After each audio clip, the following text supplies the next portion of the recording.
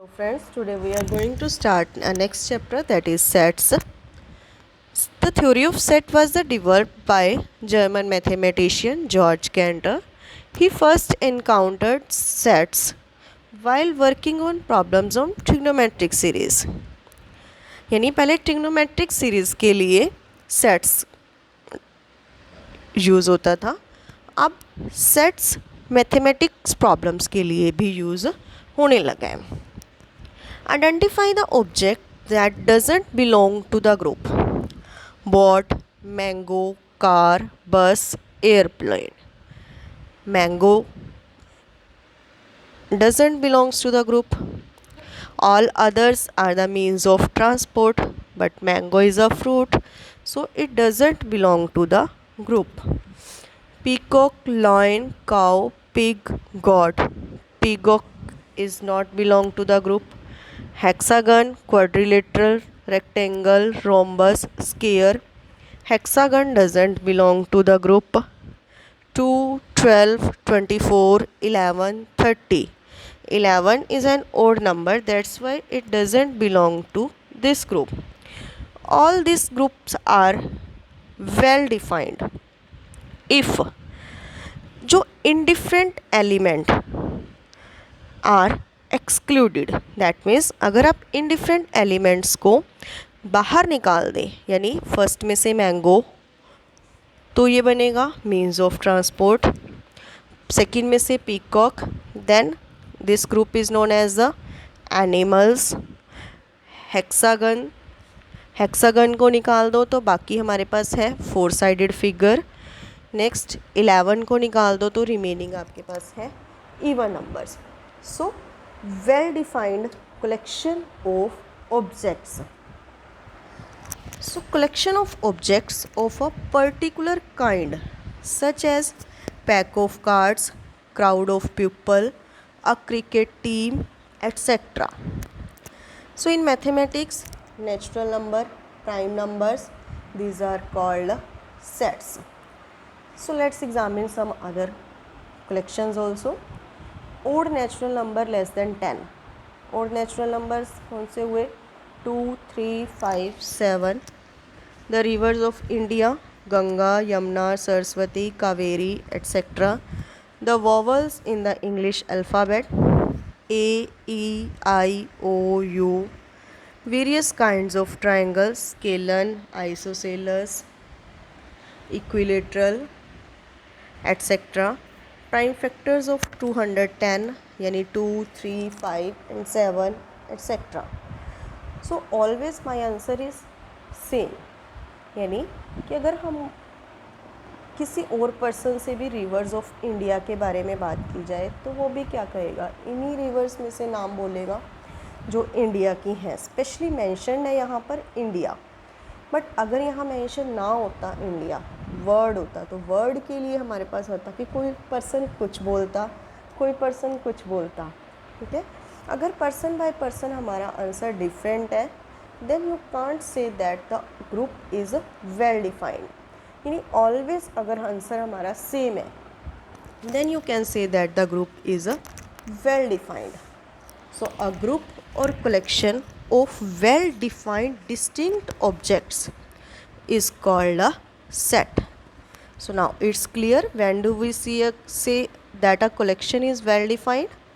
यानी जब आपके पास पर्सन बाय पर्सन उसका आंसर सेम हो, यानी days of the week Monday, Tuesday, Wednesday, Thursday, Friday, Saturday, Sunday, तो ऑलवेज आंसर इसका सेम होगा. When do we say that an object belongs to a group? यानी जब आपके पास वो ऑब्जेक्ट उस ग्रुप के अंदर आता हो. जैसे in first example, odd numbers less than 10, तो 2, 3, 5, 7, all these objects belongs to the group. So each object in a set is called a member or element of that set. So sets is a well defined collection of objects, and sets are usually denoted by the capital letters like A, B, C, capital letters, and elements of a sets are represented by small letters A, B, C, D, etc. Now its representation and how to write it. There are two ways to represent sets, roster or tabular form या set builder form. Roster form. In roster form, all the elements of set are listed. The elements are being separated by commas and are enclosed within braces. This curl braces, इसी curl braces के अंदर ही आपने sets को represent करना है और कोई आप ब्रेसेस यूज़ नहीं कर सकते. सो सेट्स ऑफ 1 2 3 4 5 6 7 8 9 10, देखो कर्ल ब्रैकेट के अंदर लिखा गया ये हमारे पास और कोमास के साथ इसको हमने सेपरेट कर दिया. Next is set builder form. In set builder form all the elements of a set possesses a single common property which is not possessed by an element outside the set. यानी उस set के बाहर कोई भी property नहीं होगी, एक common property है जिससे क्या होगा, सेट रिप्रेजेंट होगा. For example set of natural number k equals to x such that x is a natural number. तो हमने एग्जांपल्स देने हैं इसके, अगर टेबुलर फॉर्म में देने लगे तो 1 2 3 4 5 6 7 8 9 10 up to so on. So n set of natural numbers, z set of all integers, negative भी हुए और पॉजिटिव भी हुए, यानी -2 -3 -4 -1 0 1 2 3 up to so on. q the set of rational numbers that can be represented in the form of p upon q. r the set of real numbers. z plus यानी set of positive integers. q plus set of positive rational numbers. r plus the set of positive real numbers. These are the examples of sets in maths. So write a verbal description for each of the following sets. Verbal description यानी हम verbally इसको कैसे describe करेंगे. A set D which contains the elements 1 3 5 7 up to so on. अब 1 3 5 7 क्या है, odd numbers है, so its answer is the set of odd numbers. Next E is a set containing A, B, C up to Z elements. So these are the alphabets. This is the set of small letters in the English alphabet. F equals to a set containing 4, 8, 12, 16 up to 96. तो क्या हुआ, the set of multiples of 4 between 0 and 100. So 0 से लेके 100 तक हमारे पास ये क्या है, सारे मल्टीपल्स हैं. Next list the elements of the following sets. M list the elements of the following sets. M is a set x such that x is greater than 7 and x is an odd integer. अब 7 से greater odd integers कौन से हुए, 9 11 13 15 17 up to so on. Next A equals to x such that x lies between 7 and 8. x is a counting number. हम देखो 7 और 8 के between कोई भी काउंटिंग नंबर जिसे हम काउंटिंग में ले सकें. 7 के बाद 8 ही आता है हमारे पास, बीच में कोई भी काउंटिंग नंबर नहीं है.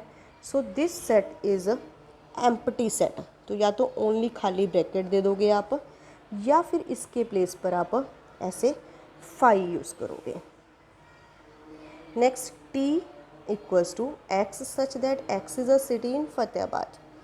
तो फतेहाबाद के अंदर आपके सिटीज़ कौन से हुए, Tohana, Ratia, Jakhal etcetera. H x such that x is a counting number between 7 and 10. तो 7 और 10 के इन बिटवीन आपके पास काउंटिंग नंबर्स हुए 8 9. So we will represent it in a tabular form like this. Now next, write a rule for the following. Very first, S is a set A, E, I, O, U.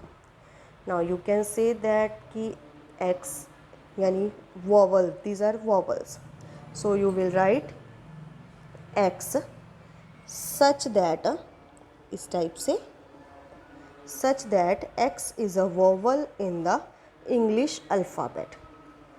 Next, E is a set containing 3, 6, 9 up to 30. To X such that X lies between 3 to 30 where X is a multiple of 3.